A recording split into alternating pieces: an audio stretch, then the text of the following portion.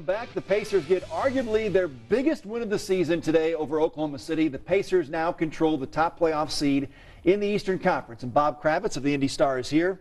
Okay, Bob, so how significant was this win this afternoon? I think it was incredibly significant, but I'm not buying it as I'm not buying the whole idea that they found their mojo today. I mean, they played well. C.J. Watson was terrific. The bench was great. You know, they got help from a lot of guys, but you know, they're still 4-8 in their last 12. They're still 15-14 since the All-Star break. They're still playing not such good basketball, and so the idea that they finally found themselves, I'm not ready to buy that yet until they go on a bit of a playoff run. And they're still playing horribly on the road. And 20-20 for the year, which is why I think that #1 seed is still very important. Yeah, they're downplaying it now, which is very convenient since they started to lose it, you know, when they had this late season swoon.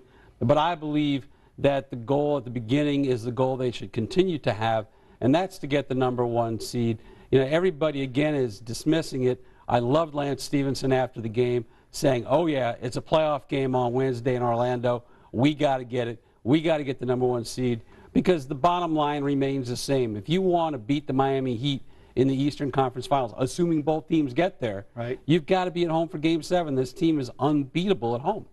Which is kind of an assumption right now, the way both these teams have played down the stretch. Well, right now Chicago is playing great, and the Brooklyn Nets. The Brooklyn Nets, who are an absolute dumpster fire to start the season under Jason Kidd, and you wondered if he was in over his head. All of a sudden, they've got the best record in the NBA since July 1st. They're over 20 games over 500. So, you know, maybe the Miami Heat's playing it smart by going after the 2 seed, because in the second round you're looking at Toronto or maybe Washington. So it might be an easier road to get there. But I still think if the goal is to get to the NBA Finals and beat the Heat, you got to have home court advantage. I agree. Lance Stephenson, 5th triple-double of the season, Pacers record. I thought he was right on the edge today. 4 turnovers. How did the Pacers let Lance be crazy enough but under control to be good? Well, I think that Frank Vogel, you know, for the criticism he's taken, has done a really good job with Lance. You know, I think David West, I think the veterans, I think Larry Bird have all kept Lance under control. I mean, we saw him with a 360 assist today, and he always plays right on that razor's edge of being out of control, Rucker Park, schoolyard, which is part of what makes his game so exciting. Right. But, you know, at times he does get silly. And I think he learned something, I hope he did, from getting booted from the game against the Miami Heat a couple of weeks ago, where he took himself out of the game for the last 5 minutes of that game. 17 points, 11 assists, and 10 rebounds for Lance today.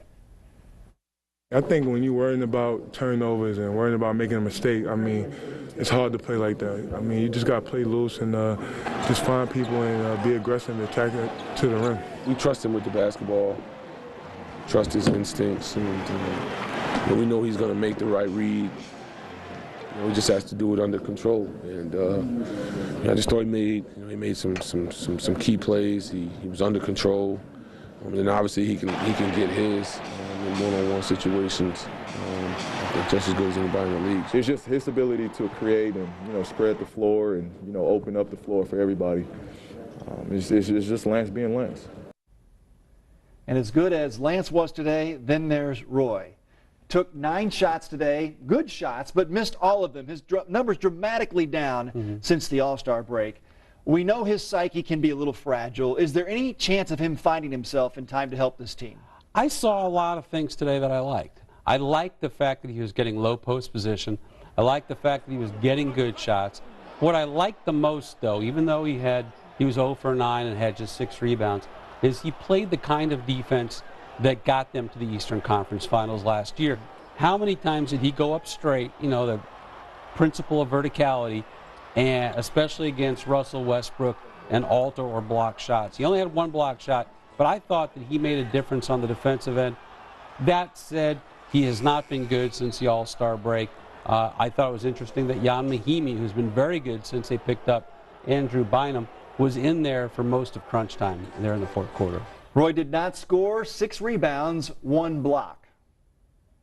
And I felt good tonight. It's just, you know, it just wasn't my night offensively. So try to be as aggressive on defense as possible. I got to where I wanted to go on the court. The shots I make in practice, I make in the games, but I said, if I don't have it on offense, I'm just going to play defense and plug the lane. Got a couple straight ups on Russell Westbrook and Kevin, and try to play hard on defense.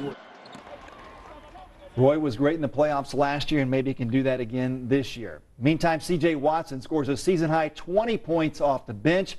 Now, Bob, his absence sort of coincides with the Pacers going in this funk. Totally coincides. So how much credit, I guess, does he get for the troubles? Well, I have the numbers in my column, which I can't remember off the top of my head, but there's something like 45-17 with him and 7-11 without him.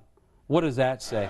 And, I've talked with Frank Vogel, and he has told me, and several thousand other reporters, that C.J. Watson's loss has been a bigger hit to this team than we would imagine. And that's not taking anything away from Donald Sloan, who was brought in here to be a third point guard. But this is a guy who stretches the floor, and that's something they need desperately. They're not a great three-point shooting team. If Chris Copeland's not going to play, is there anybody else to shoot threes off the bench? Absolutely nobody, and that's another story we could talk about right. next week if you have me back on. But C.J. Watson can get his three, hit a couple early to get them going, made the and one. And, yeah, he is a terrific, terrific backup point guard who has helped Chicago, who has helped Brooklyn, and now he's come here and he's been a difference maker. Best game of the season for C.J. My teammates found me in great spots. Just try to make the shot for him, and referring to the injury, just try to get back as quick as possible. Try to get some kind of rhythm. Last few games coming back to get ready for the playoffs. I think it was a big step. We needed it. We've been struggling recently in the last month and a half. So just for us to have a good game and win, and also play well, shoot the ball well, play solid defense, it all contributes. Were you the missing link? I mean, in some ways, your absence has been kind of corresponding with the funk this team's been in. You gonna sign me up for MVP or what? No, I'm asking. No, I'm not the missing link. Like I said, we just gotta make better decisions. Well, Bob, we actually do have time, so let's talk about Chris Copeland. Should this guy be getting some minutes, or is he just going to come in a playoff game at the right moment, the right time, and maybe provide a little scoring punch? I think they're going to need him, especially, you play in the Atlanta Hawks, who play small all the time. I'd like to see a lineup every once in a while. I still think Roy Hibbert is the guy. Okay, if you're going to go deep in the playoffs, you need a productive Roy Hibbert. But I would love to see them occasionally go with David West in the post and bring in Copeland as a stretch four. And I think it would help the spacing for Paul George to go to the basket, for Lance Stevenson, even for George Hill if George ever decides to probe the defense and get into the lane. So I think that's an option that Frank Vogel ought to explore. We talked about this a little bit already, but if the Pacers win this top seed, it's Atlanta in the first round, a team that just blew out the Pacers last Sunday. Do the Pacers want the Hawks? Yeah, I think, look, it's a second-round matchup that kind of scares me a little bit. Should scare you if you're a Pacers fan. But, they're a tough matchup. Teague is a quick point guard who George Hill has a hard time staying in front of. And Piro Antic just lit up Roy Hibbert. And he's the kind of center who can give Roy a lot of trouble because he makes Roy play out on the floor and he can't guard the basket. But I just don't think Atlanta's got the skill set necessarily. I don't think they've got the depth. We see Shelvin Mack, and he's a nice story locally and all that, but I could see them taking care of them in 5 or 6 games. All right, we just have about a minute left. Let's change topics for just a moment as we wrap up.